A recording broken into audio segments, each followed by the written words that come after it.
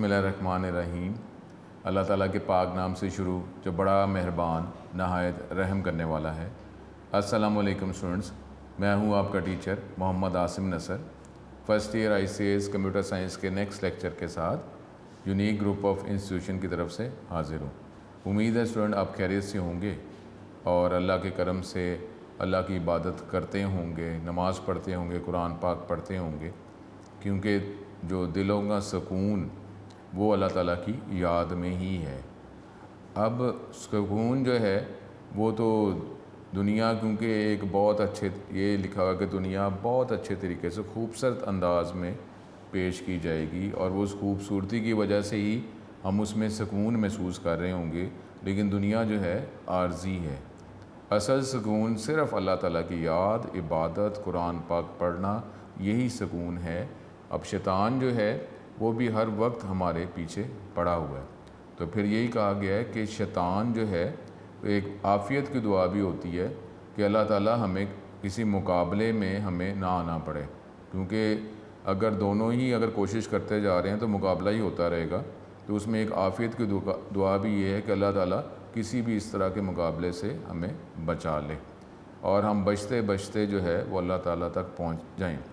अब उसमें एक बात, बेटा इस तरह की बड़ी बातें आपने सुनी हुई हैं, पढ़ी हुई हैं कि अगर वो बकरियां को चरा रहा है और वो कुत्ते ने हमला कर दिया, तो अब आप कोशिश कर रहे हैं, मेहनत कर रहे हैं कि कुत्ते से हम बचें। अब कुत्ता जो है उसकी तो खसलत ही यही है कि उसने तो हमला करना ही है। वही जो बातें आपने बहुत पढ़ी हुई हैं कि उसने ज़बान ही निकालना है, कुछ करो फिर भी ज़बान निकालता है, ये करो फिर भी ज़बान, वो तो पीछे ही पड़ा रहेगा। अब आप मेहनत करते जा रहे हैं, उसका तो काम ही है, वो तो पीछे पड़ा रहेगा। तो उसका हल क्या है कि जिस ज़रिए का वो कुत्ता है जो उसने प्रोटेक्शन के लिए रखा हुआ है, आप उसकी पनाह में मांगे, उसकी पनाह में चले जाएं। अब शैतान के साथ अगर हम ये मुकाबला करते रहेंगे तो शैतान का तो काम ही यही है। तो फिर हम अल्लाह ताला की पनाह में आ जाएं, जो ही सिर्फ़ अल्लाह ताला ही हमें बचा सकता है। तो उसकी पनाह में आ जाएं, हर वक्त अल्लाह ताला की पनाह मांगते रहें और अल्लाह ताला से आफ़ियत की दुआ करते रहें, फिर ही हम बचेंगे। कभी अगर कोई ये समझ ले कि मैं बड़ा काबिल हूँ और मैं मुकाबला कर लूँगा, तो कहा गया है कि उससे ज़्यादा बेवकूफ़ कोई नहीं है कि जो अपने आप को इतना ही काबिल समझ रहा है कि मुकाबला कर सकूँगा। ऐसा नहीं है। तो हमें हर वक्त जो है अल्लाह ताला की पनाह ही तलब करनी चाहिए और ये आफ़ियत की दुआ करनी चाहिए और साथ साथ जो है अल्लाह ताला की इबादत करते रहना चाहिए। ठीक है, अब ये दुआ करें कि अल्लाह ताला हमें ये तौफ़ीक दे, हमें हिदायत अता करे, ईमान अता करे और हिदायत पे ही हमारा ख़ात्मा हो इंशाअल्लाह ताला। अल्लाह ताला करम करे। टॉपिक हम जो पढ़ रहे थे वो चैप्टर नंबर 7 में जो इवेंट्स का टॉपिक हम पढ़ रहे थे। इवेंट्स यानी ऐसे एक्शंस जो डिफरेंट किसी स्टैंडर्ड आप डिवाइसेस के ज़रिए कर सकते हैं, ये हम डिस्कस कर रहे थे। माउस के ज़रिए जो डिफरेंट एक्शन परफॉर्म कर सकते हैं वो लास्ट टाइम अब हमने देखा। अब हम आज देखेंगे कि कीबोर्ड जो एक डिवाइस है, इनपुट डिवाइस, स्टैंडर्ड डिवाइस है, उसके ज़रिए कौन से इवेंट्स परफॉर्म किए जा सकते हैं, ये हम देखते हैं। ठीक है, तो अब जो है ये हम अपने लेक्चर को कंटिन्यू करते हैं कि अगर कीबोर्ड की मदद से जो इवेंट्स हम परफॉर्म कर सकते हैं वो टॉपिक क्या है। अपना लेक्चर स्टार्ट करते हैं। अल्लाह ताला हमेशा अपनी पनाह में रखे, अल्लाह ताला हमेशा अपना करम रखे हम पे। स्टूडेंट, ये हम टॉपिक जो कर रहे थे इवेंट्स का, ठीक है, और हमने लास्ट लेक्चर में भी बात की थी कि अब जो हमारे पास जो डेवलपमेंट एनवायरनमेंट है वो इवेंट ड्रिवन भी बन चुकी हुई है कि बजाय इसके कि कंप्लीट आप स्टेटमेंट्स लिखें एक ही जगह पे, उसको डिवाइड किया हुआ है कि अगर आप सपोज़ जैसे माउस का क्लिक आप करते हैं, लेफ़्ट क्लिक, तो अब कौन सी स्टेटमेंट एग्जीक्यूट की जाए अब उसके बैकग्राउंड में लिख देते हैं। जब भी आप लेफ़्ट क्लिक करते हैं वो स्टेटमेंट एग्जीक्यूट हो जाती है। इसी तरीके से जब हम स्टैंडर्ड जो इनपुट डिवाइस नॉर्मली कीबोर्ड है, तो उसके ज़रिए डिफरेंट हम एक्शन जब परफॉर्म करते हैं तो उस एक्शंस से रिलेटेड स्टेटमेंट्स लिख दी जाती हैं। जिस तरीके से देखें कि स्टूडेंट, अगर आप कभी ए अगर सपोज़ प्रेस करते हैं कीबोर्ड से, या ए प्रेस करते हैं तो उसका रिप्लाई क्या मिलता है कि स्क्रीन पर हमें ए नज़र आ जाता है। और कई दफ़ा होता है कि जब आप कोई बटन प्रेस करते हैं, सपोज़ को गेम प्ले कर रहे हैं, जब बटन प्रेस करते हैं तो स्क्रीन पर नज़र तो कुछ नहीं आता, लेकिन एक उसका रिस्पॉन्स मिल जाता है कि सपोज़ वो आप जंपिंग जो है वो ऑब्जेक्ट कर लेता है गेम में, या फायरिंग हो जाती है, तो उसके रिप्लाई में वो जो बटन प्रेस किया है उसका सिंबल इमेज हमें स्क्रीन पर तो नहीं नज़र आता ना। तो इस तरीके से ये कीबोर्ड के बैकग्राउंड में डिफरेंट एक्शंस के साथ डिफरेंट स्टेटमेंट एसोसिएट कर दी जाती हैं, और जब भी वो इवेंट अकर होता है, जब इवेंट परफॉर्म किया जाता है, तो वो स्टेटमेंट एग्जीक्यूट हो जाती हैं। ठीक है, तो ये कीबोर्ड इवेंट्स क्या जी, ये इसका short question, keyboard events are the actions that can be performed by using the keyboard. जो आप कीबोर्ड की मदद से जो है एक्शंस परफॉर्म करते हैं उसको कीबोर्ड इवेंट्स कहते हैं। डिफरेंट एप्लीकेशन या programs perform different action against these events. ये जो most commonly events occurred with a keyboard, ठीक है, ये माउस लिखा हुआ है तो ये आप यहाँ पे कीबोर्ड करेंगे, वो है की अप या की डाउन, कि की जो बटन जो है वो अगर प्रेस करेंगे तो कौन सा बैकग्राउंड में स्टेटमेंट जो है ब्लॉक ऑफ स्टेटमेंट एग्जीक्यूट की जाएंगी। अगर आप जो की जो है उसको अनरिलीज़ करेंगे, बटन प्रेस किया है उसको छोड़ देंगे, या की अप, ये जब इवेंट परफॉर्म करेंगे तो फिर कौन सी स्टेटमेंट जो है एग्जीक्यूट की जाएंगी। Key up this event triggers, ये इवेंट परफॉर्म होगा when you release an already press key of the keyboard. जो कीबोर्ड की जो आपने प्रेस की हुई है उसको आप रिलीज़ कर देंगे, छोड़ देंगे, तो ये इवेंट जो है ये अकर होगा। और की डाउन है कि जब ये इवेंट उस टाइम आपने परफॉर्म किया हुआ when you press any of the keyboards की, ठीक है, जब आप प्रेस करेंगे तो नॉर्मली की डाउन का इवेंट पहले अकर होता है और की अप का बाद में। ठीक है, तो ये हमारे पास ये इवेंट से रिलेटेड कुछ शॉर्ट क्वेश्चंस थे, तो ये शॉर्ट क्वेश्चन आप करेंगे। आगे अब हमारा टॉपिक है फीचर्स ऑफ विंडोज़। अब हम विंडोज़ ऑपरेटिंग सिस्टम की ही बात कर रहे हैं, तो उससे रिलेटेड टॉपिक ही हम पढ़ रहे हैं। अब जो विंडोज़ जो हमें फंक्शनैलिटी फ़ीचर्स जो प्रोवाइड करती है विंडोज़ ऑपरेटिंग सिस्टम, उसको डिस्कस किया जा रहा है। और ये थोड़ा सा प्रीवियसली जो डिफरेंस है उसके वाले से भी हमने को डिस्कस कर लिया था। जो डिफरेंस था कमांड लाइन ऑपरेटिंग सिस्टम का और graphical user interface operating system का जो डिफरेंस था उसमें भी हमने कुछ डिस्कस किया था। अब इसको दोबारा डिस्कस करते हैं।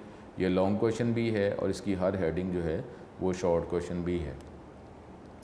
Microsoft Windows is a complete operating system. Their initial versions, जो पहले स्टार्टिंग जो वर्जन थे, क्योंकि आपको पता है कि जो भी हम सॉफ्टवेयर जो भी हार्डवेयर यूज़ करते हैं, सॉफ्टवेयर यूज़ करते हैं, तो उसमें स्टार्ट में बेसिक फ़ीचर्स होते हैं। वक्त के साथ साथ जो है फीडबैक से रिलेटेड जो है उसमें फ़ीचर्स इंक्रीज़ किए जाते हैं, एनहेंस किए जाते हैं। तो अब जो ऑपरेटिंग सिस्टम जो विंडोज़ है, इसके जो स्टार्टिंग जो वर्जन्स, उसमें नेटवर्क की फैसिलिटी, क्योंकि उसमें पहले स्टैंड अलोन कंप्यूटर ही चलाए जाते थे, एक ही कंप्यूटर के ज़रिए इनपुट प्रोसेस आउटपुट परफॉर्म किया जाता था। लेकिन अब क्योंकि फिर बाद में कंप्यूटर्स को ज्वाइन करने की अपॉर्चुनिटी मिल गई, तो फिर नेटवर्किंग फ़ीचर जो है वो बाद में शामिल किए गए। But almost all of the latest versions are provided networking features. अब क्योंकि अब तो नेटवर्क का टॉपिक जो है वो तो हर जगह ही है, क्योंकि अब हम जो आईटी की बात करते हैं, डिजिटल कन्वर्जेंस की बात करते हैं, तो उसका मतलब ही यही है कि अब सारे devices, computer systems, client, user ये कनेक्ट हैं और कंबाइनली जो है वो वर्किंग करते हैं। ठीक है, तो अब वी शैल कंसिडर विंडोज़ 2000, हम कंसिडर विंडोज़ 2000 ही करेंगे, इसी ऑपरेटिंग सिस्टम की बात करेंगे। और ये हमारे सिलेबस बोर्ड के हवाले से भी विंडोज़ 2000 जो है ये हमारा सिलेबस है, ये वर्जन है ऑफ ऑपरेटिंग सिस्टम। अब इसमें मल्टीटास्किंग जो है, जो हमने डिफरेंस की बात की थी, उधर भी हमने डिस्कस किया था, यानी एक वक्त में एक से ज़्यादा फंक्शन परफॉर्म करना, करवाना और उसका रिस्पॉन्स जो है वो गेट करना। क्योंकि हमने objects of Windows operating system में एक ऑब्जेक्ट विंडो पढ़ा था, यानी जब हम डिफरेंट एक्शन, डिफरेंट सॉफ्टवेयर चला रहे होते हैं, डिफरेंट फंक्शंस परफॉर्म कर रहे होते हैं, तो हर एक्शन, हर फंक्शन, हर सॉफ्टवेयर एक सेपरेट रेक्टेंगुलर एरिया जिसको विंडो कहा जाता है, उसमें वो हम रिस्पॉन्स हमें गेट कर रहे होते हैं या हम एक्शन परफॉर्म कर रहे होते हैं, उसका जो रिस्पॉन्स उसी विंडो में ही होता है। उसी विंडो के ज़रिए ही हम ऑपरेटिंग सिस्टम के साथ कम्युनिकेशन कर सकते हैं। तो अब इस वजह से एक जो सॉफ्टवेयर है, एक जो फंक्शन है, उसका रिस्पॉन्स या जो भी उसके एक्शंस हैं वो दूसरे सॉफ्टवेयर को अफेक्ट नहीं करते, क्योंकि वो डिफरेंट विंडो में उसका रिस्पॉन्स या हम इंटरफेस हमें प्रोवाइड किया जाता है, हम कम्युनिकेट कर रहे हैं। कोई और सॉफ्टवेयर जो है उसका रिस्पॉन्स किसी और सेपरेट विंडो में होता है। इस वजह से पॉसिबल है कि हम एक वक्त में एक से ज़्यादा टास्क जो है फंक्शन परफॉर्म कर सकें। इस फीचर को मल्टीटास्किंग कहा जाता है। The capability of an operating system to load multiple programs into memory at one time, कि एक ही वक्त में मुख्तलिफ प्रोग्राम जो हैं उनको लोड किया जा सके, चलाया जा सके, क्योंकि हमें पता है कि जो मेमोरी मैनेजमेंट है, ये मेमोरी मैनेजमेंट ये भी ऑपरेटिंग सिस्टम की ही ज़िम्मेदारी है। हमारा काम क्या है, यूज़र का जो ग्राफिकल यूज़र इंटरफेस यूज़ कर रहा होता है कि उसने क्लिक करना होता है और वो ऑटोमेटिकली उससे रिलेटेड जो भी सॉफ्टवेयर है, वो जो भी प्रोग्राम है, वो मेमोरी के डिफरेंट पोर्शंस में उसको ऑटोमेटिकली लोड किया जाता है सेपरेटली। ये ऑपरेटिंग सिस्टम की ज़िम्मेदारी है मेमोरी मैनेजमेंट। और अभी हम इंटर लेवल पे हम यूज़र हैं, हम फीचर्स को यूज़ कर रहे हैं, लेकिन आगे जब हम अगर इसी लाइन में कंप्यूटर साइंस में आगे प्रिवेल करते हैं, अगर यूज़ करते हैं, इसी लाइन में रहते हैं, तो फिर मेमोरी मैनेजमेंट जो है ये डेवलपर की तरफ आ जाएगी, डिज़ाइनर की तरफ आ जाएगी। क्योंकि स्टूडेंट अगर देखें कि कोई काम जो है अगर किसी से करवाया जाए और वो काम जो है अगर आप फुल एफिशिएंसी के साथ खुद कर सकते हैं, तो इसमें फिर एफिशिएंसी और रिस्पॉन्स फास्ट इसमें फ़र्क पड़ेगा। किसी और से काम करवा रहे हैं तो आपको देखना भी पड़ेगा, चेक भी करना पड़ेगा कि जिस तरीके से कहा गया है वो उसी तरीके से एक्शन परफॉर्म कर रहा है कि नहीं कर रहा, और इसमें टाइम भी रिक्वायर होता है, फिर चेकिंग भी करनी पड़ती है। अगर कोई काम ऐसा है कि आप खुद ही वो परफॉर्म कर रहे हैं तो आपको उसकी जो रिक्वायरमेंट है उसका भी अंदाज़ा है, तो आप बेटर तौर पे परफॉर्म कर रहे होंगे, तो इसलिए स्पीड जो है उसमें फ़र्क आ जाता है। तो अब यहाँ पर अगर मल्टीटास्किंग में जब हम मेमोरी मैनेजमेंट की बात कर रहे हैं, तो ये अगर ऑपरेटिंग सिस्टम का फ़ीचर है तो डेफिनेटली अब, क्योंकि ये मैं नहीं कह रहा कि अगर मेमोरी मैनेजमेंट ऑपरेटिंग सिस्टम अगर परफॉर्म कर रहा है तो उसमें स्पीड हमें क्लियरली नज़र आ रही कि रिस्पॉन्स स्लो हो गया, ऐसा नहीं है। लेकिन ये जो है कि अगर डेवलपर डिज़ाइनर अगर मेमोरी मैनेजमेंट खुद करता है, उसकी स्टेटमेंट्स के ज़रिए जो है मेमोरी को मैनेज किया जा रहा है, तो रिस्पॉन्स डेफिनेटली फ़ास्ट हो जाएगा। लेकिन मुझे ये पता तो होना चाहिए ना कि मेमोरी को मैनेज कैसे किया जाता है, सॉफ्टवेयर डिफरेंट सॉफ्टवेयर जो है मेमोरी में कैसे लोड किए जाते हैं, और उसका इफेक्ट जो है उसी एनवायरनमेंट में देना है, और कैसे उसको प्रोटेक्ट करना है कि उसका जो इफेक्ट जो है किसी और सॉफ्टवेयर की वर्किंग को इफेक्ट ना कर दे। तो मुझे उस लेवल पे नॉलेज होगा तो मैं कर सकूँगा, तो फिर ही हमें रिस्पॉन्स जो है वो क्लाइंट को ज़्यादा दे सकते हैं। The capability of an operating system to load multiple programs into memory at one time, और ये ऑपरेटिंग सिस्टम का ही फीचर है।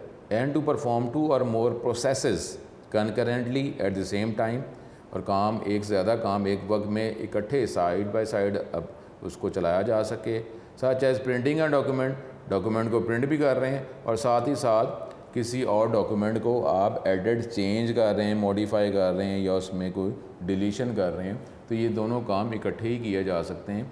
क्योंकि अब हमारे पास अगर प्रिंटिंग की बात करते हैं तो ये भी बैकग्राउंड प्रिंटिंग है, या वैसे भी हम जो जहाँ पे हमने विंडो पे क्लिक किया हुआ तो वो रिस्पॉन्स मिल रहा है, बाकी जो रिस्पॉन्स देखने के लिए डेफिनेटली विंडो को हम क्लिक करेंगे तो उसका रिस्पॉन्स भी डिफरेंट सेपरेट विंडो में नज़र आएगा, तो इसलिए ऐसा कोई फ़र्क नहीं पड़ता। लेकिन बैकग्राउंड में ये सारी फंक्शनैलिटी, ये फ़ीचर जो है ऑपरेटिंग सिस्टम का है, तो ये आपको आसानी से ये फ़ीचर मिल जाता है, और आप इसके ज़रिए एक वक्त में एक ज़्यादा प्रोग्राम्स जो है या प्रोसेस जो है वो चला रहे होते हैं।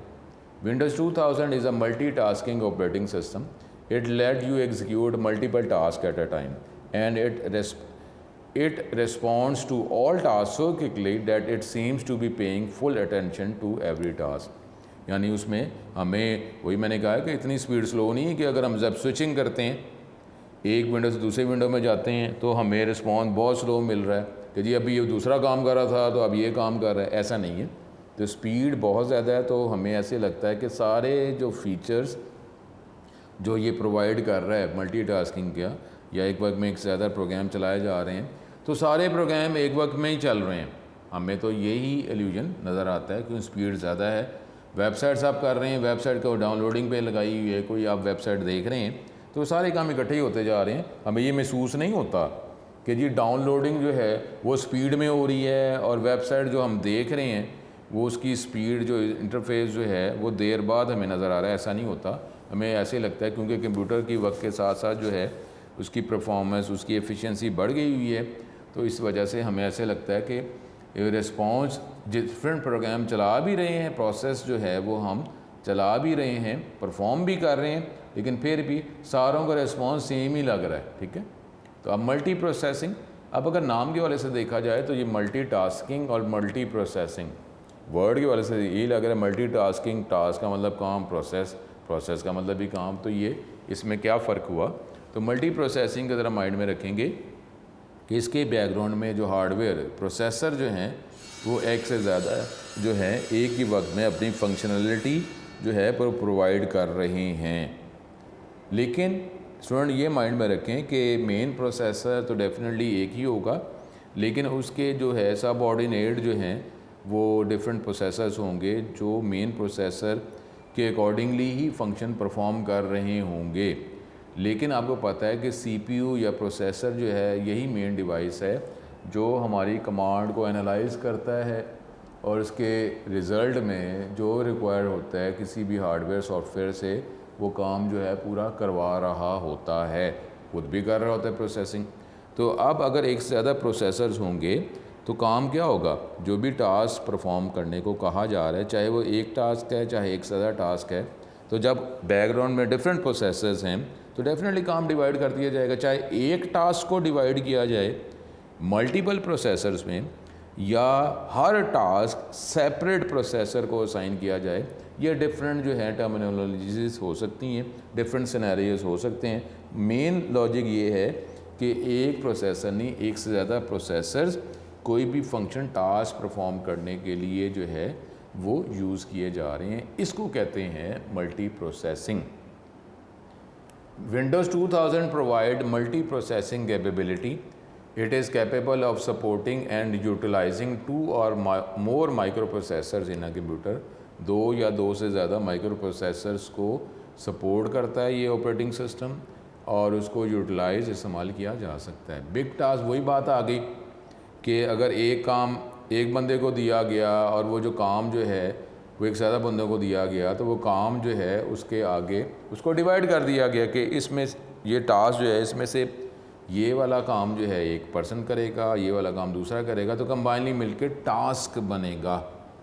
तो अब इसी तरीके से कंप्यूटर के अंदर जो टास्क जो है, जो भी यूज़र ने जो काम करने को परफॉर्म करने को कहा है, तो उस टास्क को डिवाइड कर दिया गया मुख्तलिफ पोर्शंस में। Big task is divided into a number of small independent components and each processor is assigned a different component, और हर प्रोसेसर जो है वो डिफरेंट कंपोनेंट उसको डिफरेंट काम जो है उस टास्क का कुछ पोर्शन जो है असाइन कर दिया गया, और वो प्रोसेसर जो है वो कंपोनेंट या वो स्पेसिफिक जो टास्क है, टास्क का जो पोर्शन है उसको एवेलुएट कर रहा है, उसको आंसर रिस्पॉन्स देने के लिए अपनी पावर यूज़ कर रहा है।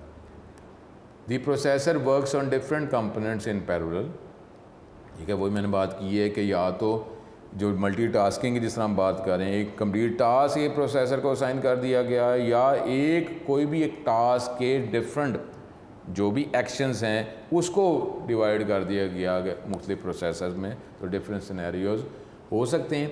As a result the assign task is completed in considerably short interval of time as compare to a single processing environment. इसका मतलब है जो भी काम, जो भी टास्क असाइन किया गया है वो डेफिनेटली कम टाइम में जो है वो कंप्लीशन की तरफ चला जाएगा, क्योंकि अब एक प्रोसेसर ने एक से ज़्यादा प्रोसेसर्स बैकग्राउंड में वर्किंग कर रहे हैं।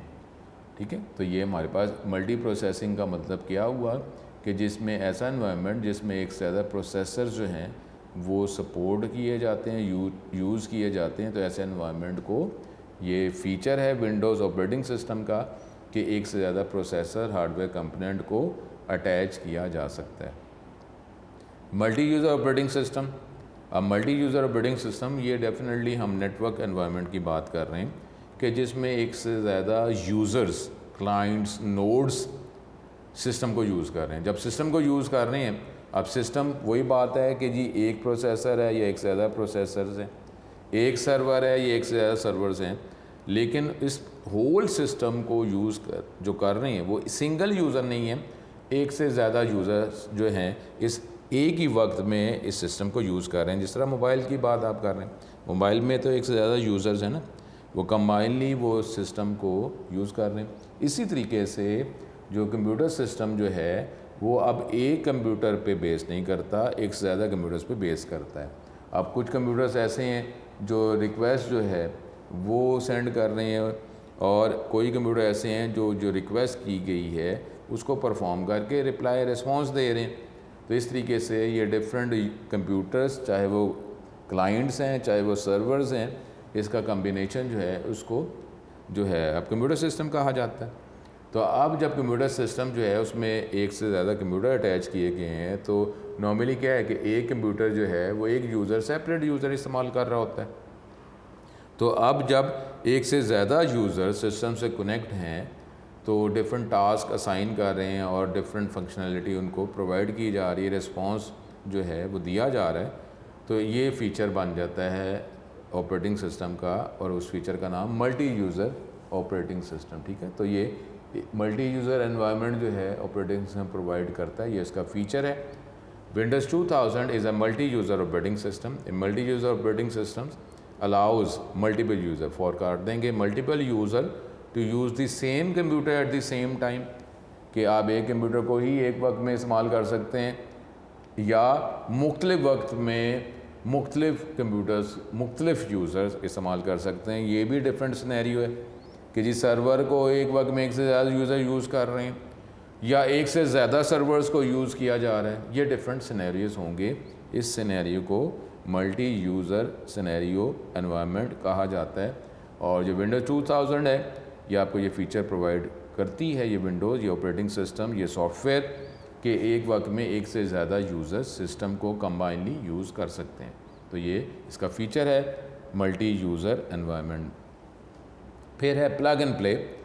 अब काफ़ी पहले ऐसे था, लेकिन अब जो है अब ये एनवायरनमेंट नहीं है स्टूडेंट। पहले ऐसे काफ़ी पहले इस तरह होता था कि कोई भी हार्डवेयर जब अटैच किया, जब कंप्यूटर ऑन है, रेडी स्टेट में है, आपने कोई भी हार्डवेयर अटैच किया तो वो ऑपरेटिंग सिस्टम जो है कंप्यूटर सिस्टम वो उसको डिटेक्ट नहीं कर सका कि इस हार्डवेयर को कंपोनेंट को अटैच किया गया है। तो आपके कंप्यूटर को आपको रीस्टार्ट ही करना पड़ता था। अटैच करें और रीस्टार्ट करें, क्योंकि जब रीस्टार्ट किया जाता था तो फिर ही वो सारे अपने जो पोर्ट्स को, वो डिवाइसेस को डिटेक्ट करता था कि जी कौन सा डिवाइस जो है अटैच है। जब कंप्यूटर चल रहा है तो वो डिटेक्ट नहीं कर पाता था, लेकिन अब ऐसा नहीं है। अब कंप्यूटर जब वर्किंग स्टेट में है, कोई भी हार्डवेयर कंपोनेंट जब आप अटैच करते हैं तो ऑपरेटिंग सिस्टम का ये फ़ीचर है कि जब वो रनिंग स्टेट पे है तो उसी टाइम कंप्यूटर को बंद करने की ज़रूरत नहीं है, रीस्टार्ट करने की ज़रूरत नहीं है। जब कंप्यूटर रनिंग स्टेट पे है तो उसी टाइम कोई भी हार्डवेयर कंपोनेंट जब आप अटैच करते हैं तो ये एनवायरनमेंट डिटेक्ट कर लेता है और इसके अकॉर्डिंगली आपको इंटरफेस या रिस्पॉन्स जो है वो प्रोवाइड कर देता है। और फिर अब आप उसी हार्डवेयर को यूज़ करते हुए डिफरेंट कमांड इशू कर सकते हैं। कंप्यूटर को रीस्टार्ट करने की ज़रूरत नहीं है। इस फीचर को प्लग एंड प्ले कहा जाता है कि हार्डवेयर कंपोनेंट को आपने अटैच किया, उसी टाइम कंप्यूटर सिस्टम ने डिटेक्ट कर लिया, उसी टाइम वो हार्डवेयर जो है वो रनिंग स्टेट पे आ गया। अब आप उसके ज़रिए कोई कम्युनिकेशन, कोई कमांड इशू करना चाहते हैं, उससे कोई रिस्पॉन्स या आंसर लेना चाहते हैं तो आप ले सकते हैं। कंप्यूटर को रीस्टार्ट करने की ज़रूरत नहीं है। तो ये इस फीचर को प्लग एंड प्ले कहा जाता है। Plug and play refers to a set of specifications, ये steps that allow a computer to automatically detect. जो भी आप कंप्यूटर जब ऑन है तो कोई डिवाइस आप अटैच करते हैं तो उसको ऑटोमेटिकली ये डिटेक्ट कर सकता है और साथ ही साथ उसको सेट भी, कॉन्फ़िगर भी कर सकता है कि अब आप उस डिवाइस के साथ कम्युनिकेशन कर सकते हैं। और अगर उससे रिलेटेड अगर सॉफ्टवेयर मेमोरी में है तो डेफिनेटली वो सॉफ्टवेयर जो है वो एग्जीक्यूट होना शुरू हो जाएगा, रिस्पॉन्स देना शुरू हो जाएगा। लेकिन अगर वो सॉफ्टवेयर मौजूद मेमोरी में नहीं है तो स्टूडेंट आपको पता है कि मेमोरी को ही वर्किंग एरिया कहा जाता है। तो अगर वो उससे उस हार्डवेयर से कम्युनिकेशन करने के लिए जो स्टेटमेंट्स रिक्वायर हैं अगर तो वो मेमोरी में लोड हैं, मौजूद हैं, तो फिर तो उस स्टेटमेंट्स को किसी भी परमानेंट स्टोरेज एरिया से कॉपी करके मेमोरी में लेकर जाने की ज़रूरत नहीं है। लेकिन आपने कोई हार्डवेयर कंपोनेंट अटैच किया तो उससे रिलेटेड जो स्टेटमेंट्स हैं जिसके ज़रिए फिर हम उस डिवाइस से फंक्शनैलिटी गेट कर सकते हैं, अगर वो स्टेटमेंट्स मौजूद नहीं हैं मेमोरी में लेकिन हार्ड डिस्क पे मौजूद हैं, तो डेफिनेटली उसी टाइम जब आप हार्डवेयर कंपोनेंट को अटैच करेंगे तो उसकी स्टेटमेंट कि कैसे उससे रिस्पॉन्स लेना है, कैसे कम्युनिकेशन करनी है, अगर वो स्टेटमेंट हार्ड डिस्क पे हैं तो उसी टाइम फिर हार्ड डिस्क से वो स्टेटमेंट्स को मेमोरी में लोड कर दिया जाएगा। तो इस तरीके से मेमोरी में लोड का प्रोसीजर जो है ये कॉन्टीन्यूसली चलता रहता है।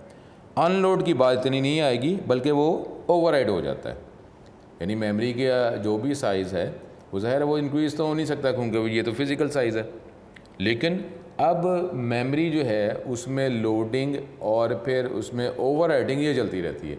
अनलोड नहीं होगा क्योंकि हार्ड डिस्क से तो उसको लोड किया गया स्टेटमेंट्स को, तो वापस ठीक है रिप्लाई आएगा, जो आंसर अपडेट करना है वो तो वापस हार्ड डिस्क पे सेव कर दिया जाएगा, लेकिन वो स्टेटमेंट्स को दोबारा हार्ड डिस्क पे जो है वो सेव रिटर्न करने की ज़रूरत नहीं है, सिर्फ रिस्पॉन्स जो है आंसर होगा। बाकी तो क्योंकि वो हार्ड डिस्क से स्टेटमेंट को लोड किया गया, जब भी ज़रूरत पड़ेगी दोबारा लोड कर लेंगे। तो बस उस मेमोरी का जो लोकेशंस हैं अगर वो ज़रूरत नहीं है, आप जिस तरह हार्डवेयर अटैच करते हैं तो इस तरह हार्डवेयर डिटैच भी तो कर सकते हैं ना। हार्डवेयर आपने कनेक्ट किया तो अब आप डिस्कनेक्ट भी कर सकते हैं। तो जब डिस्कनेक्ट किया तो आप उससे रिलेटेड स्टेटमेंट्स जो मेमोरी में थी, अब हार्डवेयर ही आपने डिटैच कर लिया हुआ है तो उसकी स्टेटमेंट्स की थोड़ी ज़रूरत होगी। तो इसलिए वो जिस मेमोरी लोकेशन पे उस हार्डवेयर से रिलेटेड स्टेटमेंट्स या प्रोग्राम लोड थी, अब वो हार्डवेयर ही आपने डिटैच कर लिया तो स्टेटमेंट की भी ज़रूरत नहीं है। तो अगर कोई और हार्डवेयर कंपोनेंट अटैच करते हैं या अटैच नहीं भी करते, तो कोई और अगर प्रोग्राम को स्टेटमेंट एग्जीक्यूट कर रहे हैं तो अब वो स्टेटमेंट की तो हमें ज़रूरत नहीं है, तो उस जगह पे फिर अपडेटेड स्टेटमेंट जो हैं जो भी रिक्वायर हैं उसको उस जगह पे ओवरराइड कर दिया जाएगा। हार्डवेयर जब आप दोबारा अटैच करेंगे तो वो जो स्टेटमेंट उससे रिलेटेड जो हैं वो हार्ड डिस्क में मौजूद है तो उस टाइम लोड कर दिया जाएगा। तो इस तरीके से ये मेमोरी मैनेजमेंट जो है होती रहती है। ये मिररिंग, स्वैपिंग, ये सारी टर्म्स जो हैं वो चलती रहती हैं। अभी जो हम स्टार्ट में ये कंप्यूटर सिस्टम के हम यूज़र हैं, हम उसको यूज़ कर रहे हैं, लेकिन जिस तरीके से आप कंप्यूटर साइंस में आगे जाते जाएंगे तो ये बड़े इंटरेस्टिंग टॉपिक्स हैं और उसमें अगर आप कंप्यूटर डेफिनेटली किसी भी फील्ड में हमने जाना है, अगर हमारी उसके साथ अटैचमेंट है तो फिर हम मेहनत भी करते हैं। जब मेहनत करते हैं तो फिर तो ये मुश्किल वाली कोई बात नहीं ना होती। आगे आप मेमोरी मैनेजमेंट अगर ये आपको फीचर खुद ही मिल रहा है और आपको करना पड़े तो आप कहें सर वो खुद ही हम जो ऑटोमेटिक फ़ीचर मिल रहा है उसी को यूज़ कर लेते हैं, लेकिन ज़ाहिर है आपने इसी लाइन में रहना तो उसकी डेप्थ में तो आपने जाना है ना। तो फिर मेमोरी मैनेजमेंट जो है ये भी बड़े अच्छे टॉपिक हैं, लॉजिकली टॉपिक हैं। उसके बाद डेफिनेटली इसको इम्प्लीमेंट भी आपने करना है। तो जब ये करेंगे तो फिर आपको एफिशिएंसी, स्पीड जो है वो बढ़ जाएगी कंप्यूटर सॉफ्टवेयर की, क्योंकि अब आप खुद मेमोरी मैनेजमेंट कर रहे हैं। लेकिन हमारे पास मेमोरी मैनेजमेंट के सारा नॉलेज होगा तो फिर ही हम ये जो बातें मैं लॉजिकली कर रहा हूँ फिर हम मेमोरी को फिर ही मैनेज कर सकेंगे। एंड अगर वो कह रहा है कि plug and play refers to a set of specifications settings that allow a computer to automatically detect, जो भी डिवाइस अटैच करते हैं उसको डिटेक्ट करना और उसको कॉन्फ़िगर कर लेना, सेट कर लेना, सेटिंग्स कर लेना ताकि वो डिवाइस प्रॉपर्ली वर्क कर सके। और अगर मेमोरी में उससे रिलेटेड स्टेटमेंट मौजूद नहीं है तो and install the appropriate device drivers, तो वो जो है जो सॉफ्टवेयर हार्ड डिस्क पे पड़ा हुआ है जिसको इंस्टॉल नहीं किया गया यानी मेमोरी में उसको लोड नहीं किया गया तो उसको इंस्टॉल या मेमोरी में उस स्टेटमेंट्स को लोड कर दिया जाएगा। फिर वो डिवाइस जो है वर्क करना शुरू हो जाएगा। हमें कंप्यूटर को रीस्टार्ट करने की ज़रूरत नहीं है।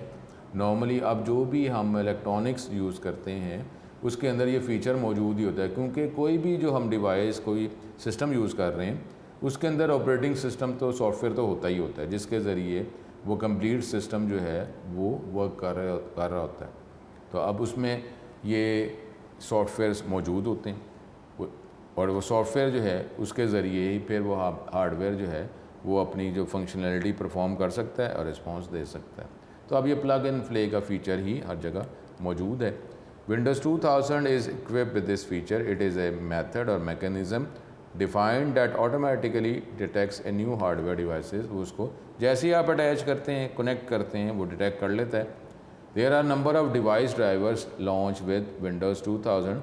अब जो ऑपरेटिंग सिस्टम की डेफिनेशन हमने पढ़ी थी, सेट ऑफ प्रोग्राम्स, जिसका मतलब है अब ये different program, different device drivers मौजूद हैं, जिस चीज़ की ज़रूरत होगी उसको लोड कर लिया जाएगा मेमोरी में, और फिर वो डिवाइस जो है उसके साथ आप कम्युनिकेशन कर सकते हैं।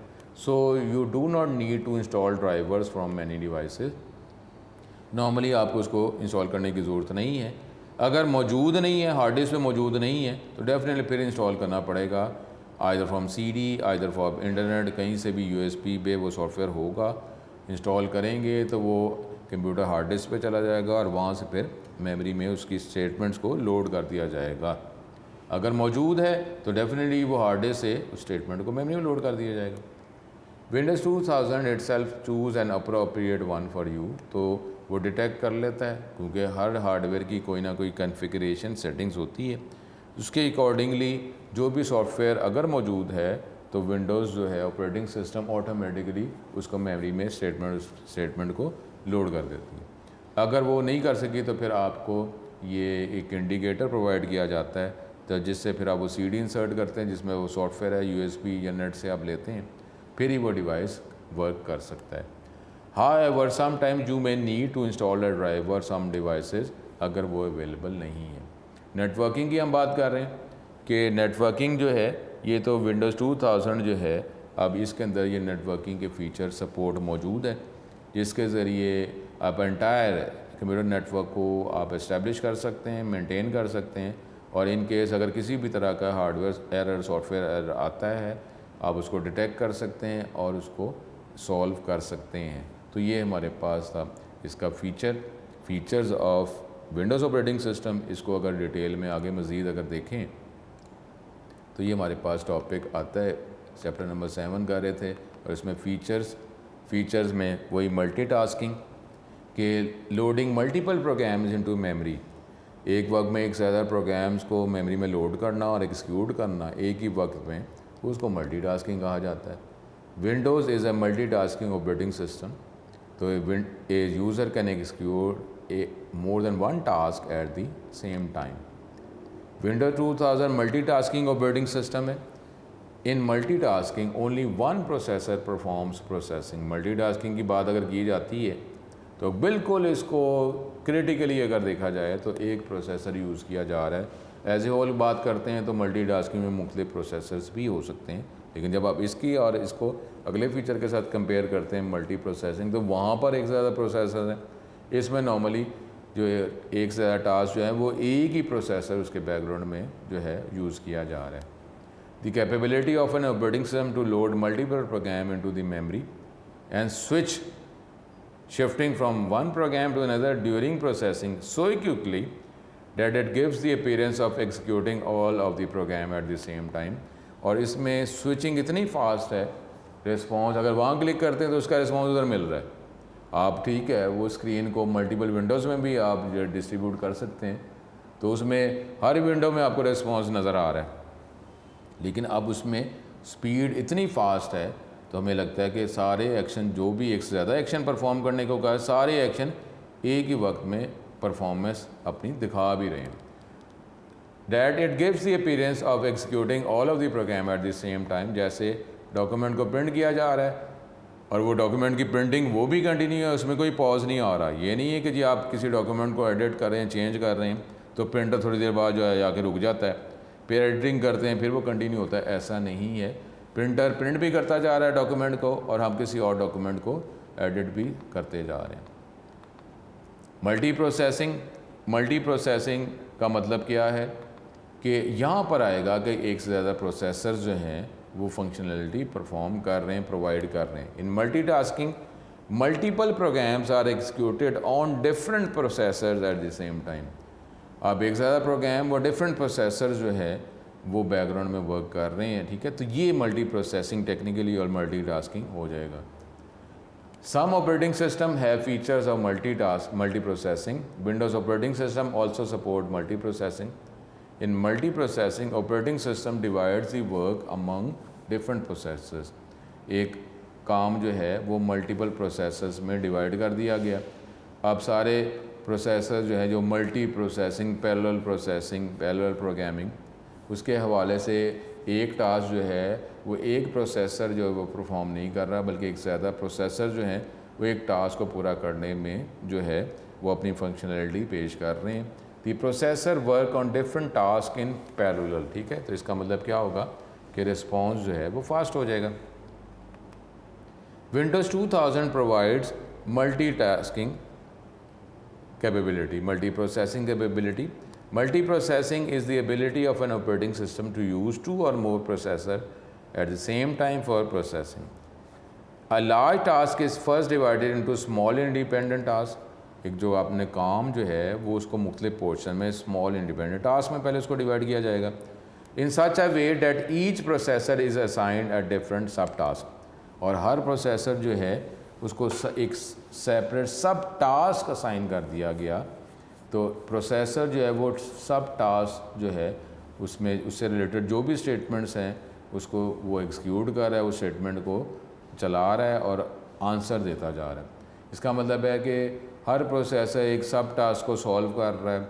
तो जब हर प्रोसेसर जो है वो पहले तो टास्क था, लेकिन अब टास्क को सब टास्क में डिवाइड कर दिया, और हर सब टास्क को डिफरेंट प्रोसेसर में डिवाइड कर दिया गया। तो इसका मतलब है जो मेन टास्क है उसके डिफरेंट सब टास्क इकट्ठे ही वर्क कर रहे हैं। डेफिनेटली एंड पे लिंकिंग का टॉपिक तो फीचर तो होगा, लेकिन इसका मतलब है कि वो जो मेन टास्क जो है वो एक ज़्यादा जल्दी जो है वो कंप्लीट हो जाएगा। The processor work on different sub task in parallel, as a result the given task is completed in less time as compare to a single processing environment. इसका मतलब है कि हमारा जो मेन टास्क जो है वो कम टाइम में कंप्लीट कर लिया जाएगा, एज़ अगर हम कंपेयर करते हैं कि हमारे कंप्यूटर में एक ही प्रोसेसर लगा तो उसने ही वो काम सारे करने। Multi user operating system, Windows जो है ये मल्टी यूज़र ऑपरेटिंग सिस्टम है।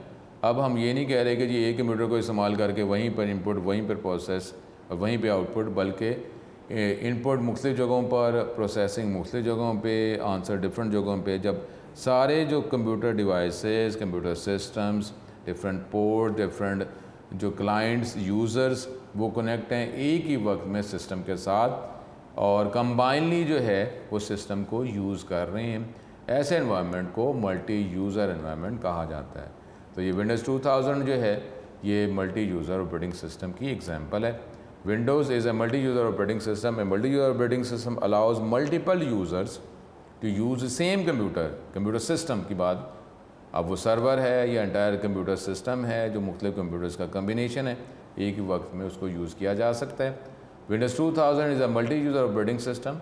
A multi-user operating system allows multiple users from different computers in a network, जो मुख्तलिफ कंप्यूटर जो नेटवर्क से कनेक्ट हैं उसके ज़रिए सिस्टम को यूज़ कर रहे हैं, to use the same computer server. Computer से कोई भी कंप्यूटर सर्वर को यूज़ कर रहा है, एक से ज़्यादा users eight the same time and और डिफरेंट टाइम्स, एक ही वक्त में या मुख्तलिफ वक्तों में जो है वो सर्वर को शेयर किया जा रहा है, सिस्टम को शेयर किया जा रहा है, which is running on a multi user operating system, जहाँ पे मल्टी यूज़र ऑपरेटिंग सिस्टम जो है वो चलाया जा रहा है।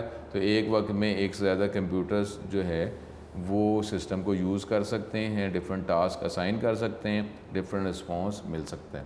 तो अब क्योंकि नेटवर्क एनवायरनमेंट ही है, अब कोई भी सॉफ्टवेयर, कोई भी हार्डवेयर ऐसा नहीं है कि जो सेपरेटली किसी एक कंप्यूटर पे ही फंक्शनैलिटी परफॉर्म कर रहा हो, ऐसा नहीं है, बल्कि अब नेटवर्क जो है वो तो हर एनवायरनमेंट में नेटवर्क का ही फीचर है। इसी वजह से फिर आगे जाके ये IT वाली जो लाइन जो है बैचलर में बन जाती है। प्लग एंड प्ले का मतलब ये है कि आप कोई हार्डवेयर अटैच करते हैं। पहले क्या था कि हार्डवेयर अटैच करके वो ऑपरेटिंग सिस्टम डिटेक्ट नहीं कर सकता था, तो कंप्यूटर को रीस्टार्ट करना पड़ता था, लेकिन अब ऐसा नहीं है।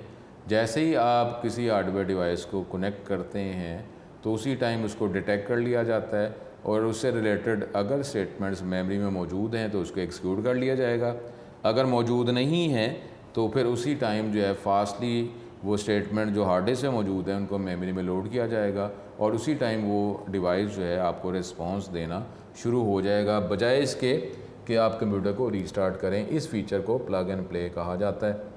Some operating system automatically detect and configure new devices when they are connected to the computer. This capability of an operating system, इसको प्लग एंड प्ले कहा जाता है।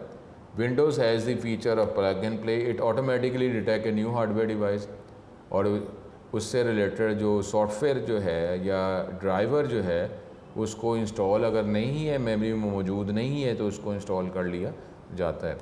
There are number of device driver launch with Windows 2000, और हमें पता है operating system की definition ही है set of programs, set of different programs, set of different device drivers, different softwares. So the user do not need to install drivers for such devices. Windows 2000 chooses an appropriate suitable software or device driver automatically for the device attached with this system. जो भी device आप attach करते हैं उससे related जो भी most suitable, most appropriate software या driver होता है उसको मेमोरी में लोड कर लिया जाता है। अगर नहीं है तो फिर आपसे सीडी रिक्वायर की जाती है, वो लोकेशन रिक्वायर की जाती है जहाँ पे उससे रिलेटेड उस डिवाइस से कम्युनिकेशन करने की स्टेटमेंट्स मौजूद हैं। ठीक है, फिर हमारे पास ये लास्ट नेटवर्किंग। अपना नेटवर्किंग की तो हम बात कर ही रहे हैं कि अब सारे कंप्यूटर जो हैं कंबाइनली एज ए नेटवर्क जो है वो फंक्शनैलिटी परफॉर्म करते हैं, कंबाइनली नेटवर्क को ही यूज़ करके अपने डिफरेंट फंक्शन परफॉर्म किए जा रहे होते हैं। तो अब नेटवर्क जो है वो तो हर टॉपिक में हर जगह पे नेटवर्क ही यूज़ किया जा रहा है। Windows 2000 is a complete networking operating system. It provide range of networking capability, network को इस्टेब्लिश करना, मेंटेन करना और ट्रबल शूट करना ना। माई नेटवर्क बेसिस ये भी इसका फ़ीचर है, एक आइकॉन है ये डेस्कटॉप पे। It contains the icons of computers जो नेटवर्क से कनेक्ट हैं, प्रिंटर्स जो कनेक्ट हैं, अदर नेटवर्क डिवाइसेस जो नेटवर्क से कनेक्ट हैं, जिसकी मदद से आप किसी भी कंप्यूटर को, किसी डिवाइस को, आप प्रिंटर को शेयर कर सकते हैं। फ़ोल्डर जो आपने शेयर्ड फ़ोल्डर के तौर पर सेट किया हुआ है उसको यूज़ किया जा सकता है। तो यहाँ पे हमारे पास ये आज का मेन टॉपिक था, features of Windows operating system. तो ये जो कोई भी ऑपरेटिंग सिस्टम है उसमें ये फंक्शनैलिटी होती है, लेकिन वक्त के साथ साथ इस फंक्शनैलिटी को इंक्रीज़ कर दिया जाता है, फ़ीचर नए नए शामिल किए जाते हैं according to the feedback given by the user और क्लाइंट्स। तो ये विंडोज़ 2000 हमारे सिलेबस में शामिल है, टेक्स्ट बुक के वाले से, बोर्ड के वाले से उसके फ़ीचर्स जो हैं हमने डिस्कस किए। अगले लेक्चर में फिर दोबारा मुलाकात होगी। अपना बहुत ज़्यादा ख्याल रखें। अस्सलाम वालेकुम।